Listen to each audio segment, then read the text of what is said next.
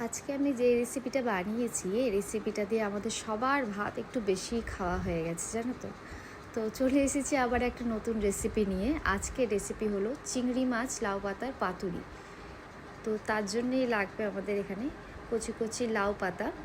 লাউ পাতাগুলো বেশ ভালো করে ঘষে ঘষে ধুয়ে 2-3 বার করে ঘষে ধুয়ে নিয়েছি। ধুয়ে নিয়ে জল ঝরানোর জন্য রেখে দিয়েছিলাম ঝুড়িতে।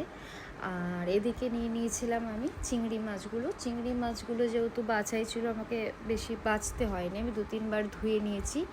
তো 2-3 বার ধুয়ে নেওয়াতেই হয়ে গেছে, ফ্রেশ ছিল একদম চিংড়ি মাছগুলো। আর এদিকে দেখো আমি মশলার জন্য নিয়ে নিয়েছি সর্ষে, পোস্ত আর কোড়া নারকেল, কাঁচা লঙ্কা আর লাউ পাতা তো লাগবেই। তো বেশি কিছু ইনগ্রিডিয়েন্টস লাগে না এতে, ব্যাস এইটুকুই। আর এদিকে আমি সর্ষে পোস্তটা বেটে নিয়েছিলাম, আর চিংড়ি মাছটাও এটা পেস্ট করে নিতে হবে।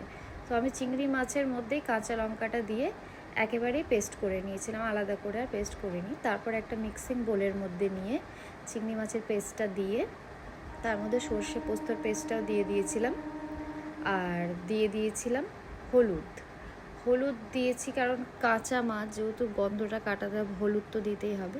হলুদ দিয়ে দিয়েছিলাম, আর দিয়ে দিয়েছিলাম নারকেল কোড়াটা, আর দিয়ে দিয়েছিলাম সর্ষের তেল দিয়ে এটাকে আমি চামচ দিয়ে ভালো করে মেখে নিয়েছিলাম।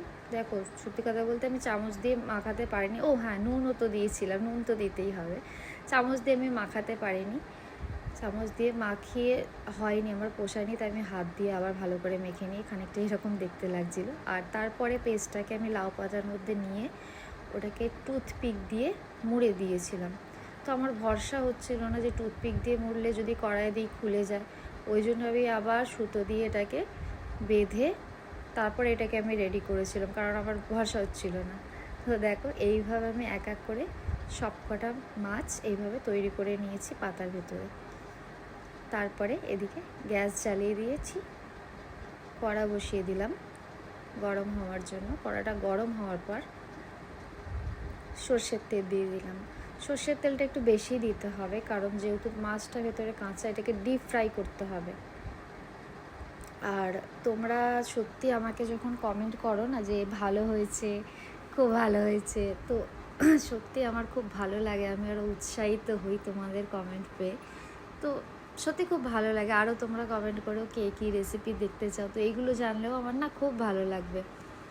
তো যাই হোক, দেখো এরমভাবে ছেড়ে আমি ঢাকা দিয়ে দিয়েছিলাম 5-7 মিনিটের জন্য মিডিয়াম ফ্লেমে। হাই ফ্লেমে দিলে এটা কিন্তু পুড়ে যাবে। তারপরে ঢাকাটা খুলে খানিকক্ষণ পর আবার উল্টে দিয়ে আমি আবার ঢাকা দিয়ে দিয়েছিলাম। জানো তো, আমার চিংড়ি মাছটাই খুব ভালো লাগে, সে তোমরা যেভাবেই বানাও না কেন। আর এই পাতুরিটা না ফার্স্ট টাইম ট্রাই করলাম।